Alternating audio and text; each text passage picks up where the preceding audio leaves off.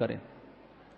حضرت صلی اللہ علیہ وسلم نے ہمیں یہ بھی بتایا ہے کہ یہ رات یقیناً باعث برکت ہے، باعث خیر ہے، باعث فضیلت ہے، سب کی بخشش اور مغفرت کر دی جاتی ہے، لیکن کچھ اشخاص ایسے ہیں کہ جن اشخاص کی اس رات کو بخشش اور مغفرت نہیں ہوتی۔ فرمایا ایک وہ آدمی ہے جو شرک کرنے والے کی بخشش نہیں ہوتی۔ اللہ پاک کو شرک پسند نہیں ہے۔ ان اللہ لا یغفر ان یشرک بہ ویغفر ما دون ذلک، اللہ پاک شرک تو نہیں بخشے گا، شرک کے سوا جو بھی گناہ ہے اس گناہ سے بخشش کی توقع کی جا سکتی ہے، لیکن شرک جب تک مشرک توبہ نہیں کرے گا اور اپنے ایمان میں اخلاص پیدا نہیں کرے گا، نہ تو اس کی عبادت قبول ہے، نہ اس کا روزہ قبول ہے، نہ اس کا حج، اس کا کوئی عمل قبول نہیں ہے۔ شرک والا عمل اللہ کو قبول نہیں ہے، اس لیے فرمایا مشرک کی توبہ قبول نہیں ہوتی، مشرک کی بخشش نہیں ہوتی جب تک شرک سے توبہ نہ کرے۔ ہاں شرک سے توبہ کر چکا ہے تو پھر اللہ پاک کے یہاں ممکن ہے، یقیناً مشکل نہیں ہے، اللہ پاک بخش دے گا۔ دوسرا ارشاد فرمایا وہ آدمی جو اپنے دل میں کینہ رکھنے والا ہے، اس کی بخشش بھی اس رات کو نہیں ہوتی۔ مسلمانوں کے خلاف کینہ رکھنے والا، بغض اور حسد رکھنے والا، دل میں حسد اور نفرت اور بغض کی آگ لگی ہوئی ہے، بس اس کا نہیں چلتا، جی تو چاہتا ہے اسے مار دے، جی تو چاہتا ہے کہ اسے نقصان پہنچائے۔ جب اس اپنے عزیز اور رشتہ دار کو کوئی نقصان پہنچتا ہے، دل میں خوش ہو تو یہ بغض کی علامت ہے۔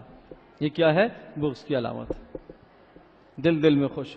اس کو حدیث میں شماتت بھی کہا گیا ہے۔ شماتت یہ منافقوں کی عادت ہے، اس لیے نبی علیہ السلام نے ارشاد فرمایا لا تظہر الشماتۃ لاخیک، اپنے بھائی کے لیے شماتت ظاہر نہ کیا کرو۔ شماتت کیا ہے؟ کہ کسی کی برائی پر خوش ہونا، مسلمان کو تکلیف ہوئی ہے اس تکلیف پر خوش ہونا، یہ شماتت کہلاتا ہے۔ اس کی بے عزتی اور بے اکرامی ہو رہی ہے کسی جگہ پر، یا اس پر ظلم ہو رہا ہے، ہم دیکھ کے خوش ہوں کہ میں نے اس کو سمجھایا تھا، نہیں سنتا، اب اس کا یہی حشر ہے۔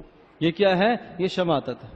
آپ نے ارشاد فرمایا تم ایسا اپنے مسلمان بھائیوں کے لیے نہ کیا کرو، اس لیے تم ایسا کرو گے تو اللہ پاک ممکن ہے اس کو عافیت عطا فرمائے اور تمہیں اس پریشانی میں مبتلا کر دے۔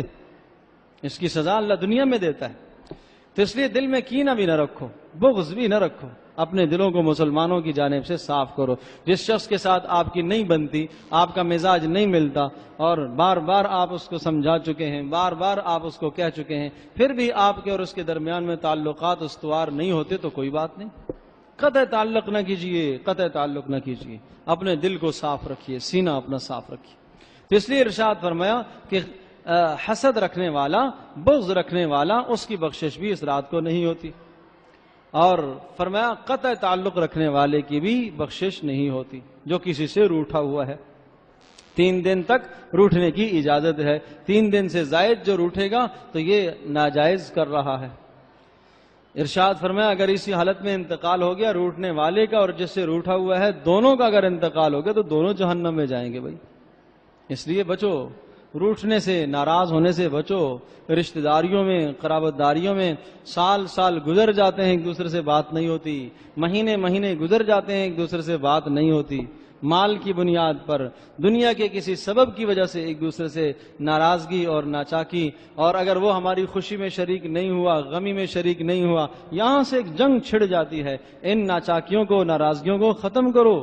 مسئلہ اپنی بخشش اور اپنی مغفرت کا ہے۔ اگر ہم چاہتے ہیں کہ ہماری بخشش ہو تو پھر مسلمانوں سے جو ہم ناراض ہیں ان ناراضگی کو ختم کرو۔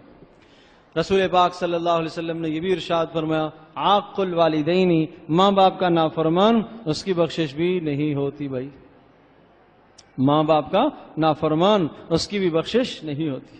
تو اس لیے جن جن لوگوں کے ماں باپ حیات ہیں، سعادت مند ہیں وہ، اور ارشاد فرمایا کہ تمہارے ماں باپ تمہارے لیے جنت کے دروازہ ہیں یا جہنم کے دروازہ ہیں، چاہو تو خدمت کر کے جنت حاصل کرو، اور چاہو تو ستا کر پھر جہنم اپنے لیے مقدر کرو، جس کی مرضی۔ تو والدین کے حقوق سخت بتائے ہیں۔ فرمایا وَلَا تَقُلْ لَهُمَا اُفٍّ، کوئی ایسا کلمہ نہ کہو جن سے ان کو تکلیف ہو۔ وَلَا تَنْهَرْهُمَا، جھڑکو بھی نہیں، غصے سے بات بھی نہیں کرو، ترچھی نگاہوں سے دیکھو بھی نہیں، ادب سے کھڑے ہو جاؤ۔ وَاخْفِضْ لَهُمَا جَنَاحَ الذُّلِّ، اور ذلت اور رسوائی ان کے سامنے ظاہر کرو۔ اپنے آپ کو ختم کر دو، مٹا دو، حد درجے کا مٹانا، حد درجے کا مٹانا، بچھ جاؤ ان کے سامنے، ماں باپ کے سامنے بچھ جاؤ، جتنا بچھو گے اللہ پاک اتنی عزت دے گا، اتنی عزت دے گا۔